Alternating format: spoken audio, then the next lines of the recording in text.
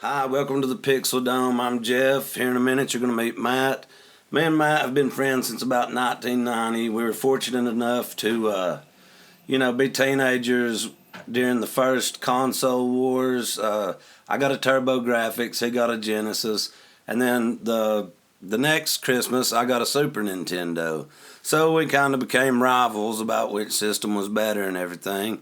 We both had the original NES, and for some reason, he's never played through Metroid, and recently I found out he'd never played through Super Metroid. So what he's done, he's started playing it here recently, and both of us have realized, what a pain it is to get through that game. So anyway, he's going to share his thoughts on it. We're going to show some gameplay, and then we're going to just give our overall opinion of it. I beat it back in the day, and anyway, we're just going to check it out. So here's Matt.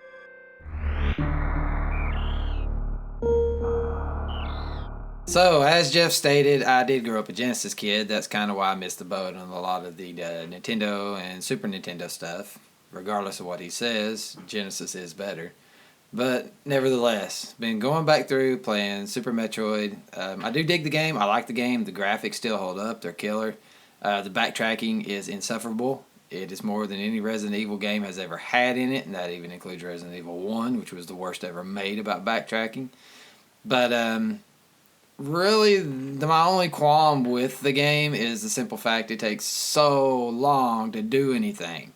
You go to one area of the map, and you got to get a weapon to get through the next area of the map, and I know that's all games nowadays and all that, but being older, having a family, all that kind of jive, it's hard to have games to where you have to get an item to progress instead of being able to skip an area like in a modern game and be able to take a total game that's 80 hours and condense it into 40 by not doing every little thing involved in the game. Where these old school games like Super Metroid, you don't have that option. You have to get the item or you don't go forward. Well, with saying all that, I still like the game. I haven't beaten it yet, but I am a decent ways into it. So now what we're going to do is we're going to take a look at some of the footage from the game. Me and Jeff are going to talk about it, and I'll give you my overall thoughts about it and where I'm at now with it. So, I really like the game. To be as old as it is, it really held up. The map's really cool on it. I know the original Metroid didn't have that on it. I didn't know it. I didn't play it. I've just seen that set. Pretty sure it did. I thought from what I seen about it, it didn't auto color in and all that. Oh yeah, I don't know. Heck, it's been years since I've played it. Right, but I do know somehow there's a difference between this map and the original, and this one's supposed to be better. Yeah. But it was a handy little tool. But like I said earlier in the video, the backtracking is really what just drove me nuts about the game. The play control's great, the graphics are great, all that stuff. It's just, I don't know. Games nowadays where you just have to go back and back and back to get stuff to move forward just really drive me nuts. Oh yeah.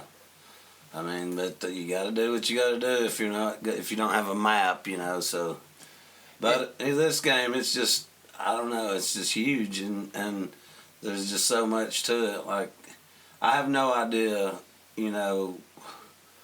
Well, for a Super Nintendo game, it is massive. There was other big RPGs on the system that were massive as well, but I don't know. I even think games like Zelda and stuff weren't as deep as this game is. This game is freaking deep. Oh yeah, definitely. And not just from a story element. The story's not terribly deep, but just the play mechanics and just how you have to go through every nook and cranny. Probably in every Zelda game ever made, there's not as many bushes to burn as there is walls to blow up in this game. This is a good example right here, how you've got to roll up into a ball and put bombs everywhere and then blow yourself up into the air using your bombs. And yeah, but it was stages like this that drove me crazy, because before I had the super bomb, it was like, well, now I can't do anything here till I go back and find the super bomb. Yeah. But and then here you go planting bombs just to make sure that there's nothing secret there. Yeah. Well, this was before I even realized what the X-ray thing was. I'd already found it at this point, but I was too ignorant to use it. These guys right here drove me nuts. I hated these daggum trimmers things. They drove me nuts.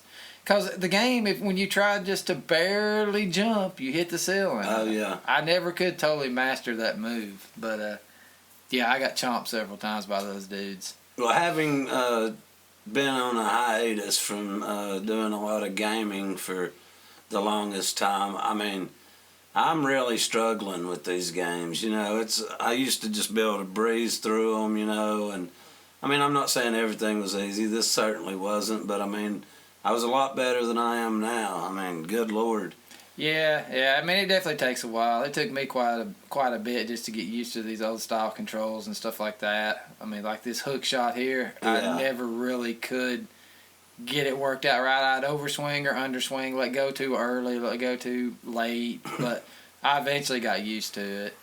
Well, I don't know if you have any footage of the wall jump in here or not, but no, I didn't put that in there because it would have eaten up 20 gigs of hard drive space where I had to do it so often to try to get up the wall. Yeah. I did finally towards the end of where I started filming get it, but I didn't capture any of the footage. Here was the last boss I fought before we started making this video, and honestly, I just spammed the crap out of him. You know, I didn't know what I was doing. I didn't read any guides or nothing, so I just spammed the crap out of him. Eventually seen I had to shoot him in the eye with a rocket to do the maximum amount of damage. And no real strategy. Just shoot and try to outlive him. That's pretty much it. Yeah, we back to the wall jump.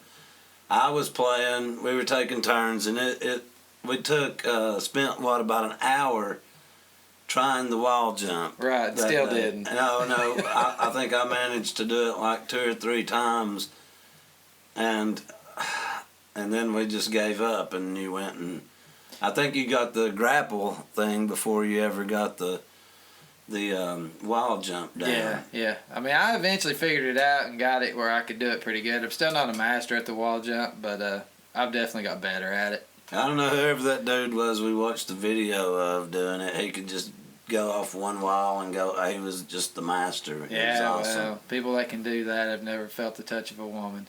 So, well, yeah, I spammed him there, and as y'all can see, I got him. Really cool game, and maybe we'll do some episodes like this in the future about old stuff, and it still holds up today. But it certainly does. It's a wonderful game. I told you. I told you so. Right, it would have been better if it was on Genesis. But anyway. All right, then. Well, appreciate you guys watching. Yeah, like and subscribe. Hit the like and subscribe button. Later.